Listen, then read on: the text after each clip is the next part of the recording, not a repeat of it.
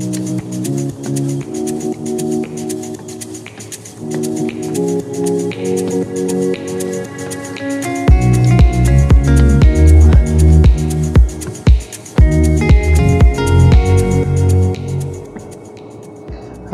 welcome back to my channel. It's been a little while since I've been on here, mainly because I've had a busy wedding season, so I finally got a chance to do a video. So what I want to talk about today was the Insta360 1-inch edition and why you might want to consider getting a 360 camera for your video and photography needs. It's not perfect, as I'll illustrate during this video, but definitely worth having. Stay tuned.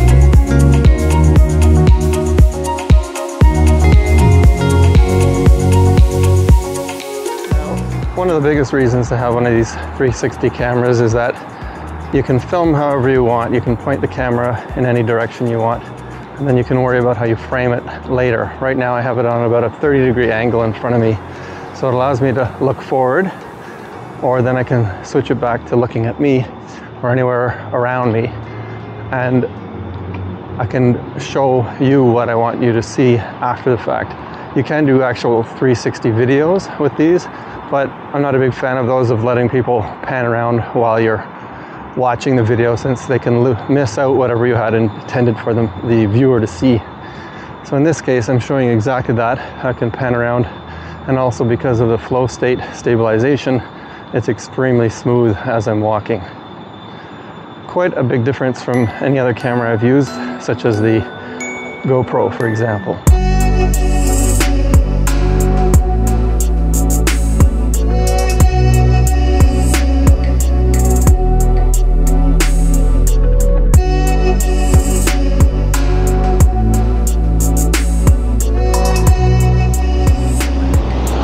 The big benefits of having the ability to reframe as you go is you can pan along with your subject as you go, or your subject being you, and it'll allow you to look directly at yourself, but also to see the scenery all around you at the same time, and then continue to follow whoever you're filming, which in my case it's me, but it works either way. You'll see what I mean.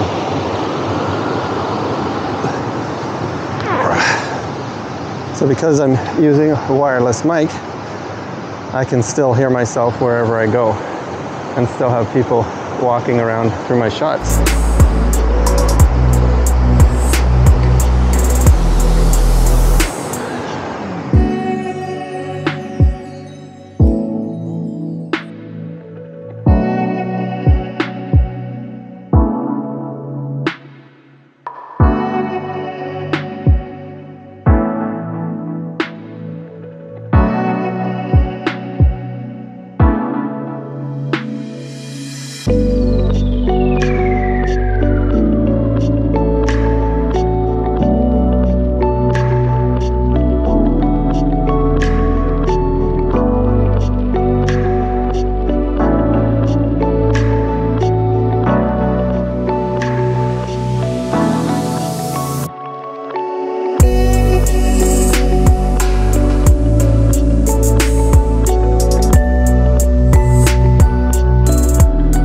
So basically, a 360 camera is very handy, primarily for doing video of yourself in places that are really tight and compact, since you're able to wrap yourself around in the entire image and be able to see anything from any angle in that image, like including inside of a car, as I'll show you an example here, but also if you need to pan around while you're doing the video. It's very handy for that, since I don't have to think about which direction the camera is in, because I can track myself or just pan around whenever I want, and that just makes things a lot easier. Now, is it all perfect though? Is everything great when you're shooting with a 360 camera? No, not really. So let's take a look as to what I mean by that.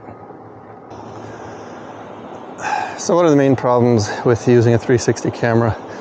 Well, since the one I'm using, which is the Insta360 1-inch edition. It has a few things. It's a 2 1-inch sensors, but it films in 8-bit video as opposed to 10-bit. This means that there's a bit of a limitation as to how much dynamic range you have, which results in things like blown out skies when you want to keep your subject, usually you, in being exposed properly. The other thing that it does is it records only in 16 kilohertz for the audio, which if you watch anything from Philip Bloom on any of these cameras, you'll realize what a problem this is. He compares showing 16-bit, which I can show you right now in this little section. So what you will actually want is 48 kilohertz, and the way that you can go around that is to use an external recorder. In my case, I'm using the wireless Go 2. It is recording internally, but it's only recording to the 1-inch edition in 16 kilohertz. So I have to use the 48 kilohertz version that's on here recording onto my microphone, which isn't a terrible thing, but it does add another step to your workflow. Now, speaking of workflow, the workflow for these cameras is quite a bit more extensive than using a regular camera, because a regular camera, you have one view and you know exactly the view that you're going to get, and you make it exactly that view, and that's what you're going to use, or you have to redo it.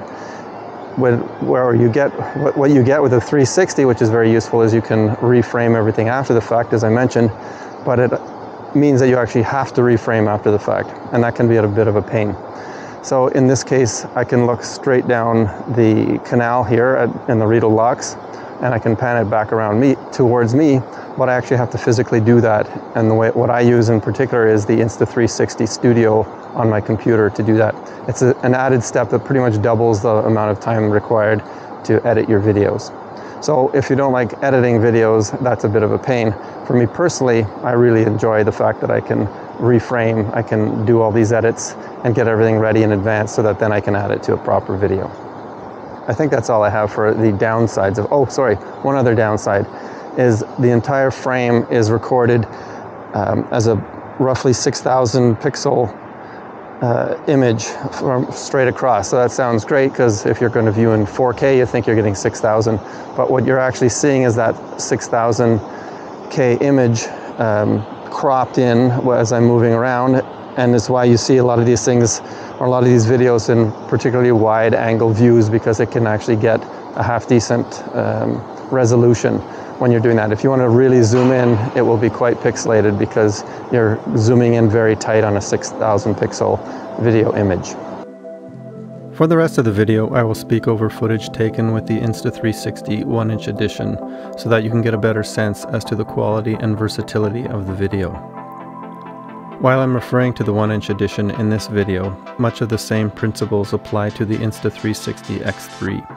The one benefit that the 1-inch edition has over the X3 is that it works better in low light, which includes cloudy conditions. The X3 with its half-inch sensors doesn't work quite as well in low light. Of course, the X3 has the added benefit of being lighter, waterproof, and having a stronger mount on the bottom, making it more suitable for action video compared to the 1-inch edition. You wouldn't think that the added weight of the 1-inch edition would make that much of a difference, but it really does, especially when on the end of a long selfie stick. First of all, here's what I love about the Insta360 1-inch edition. 360 images are finally good enough.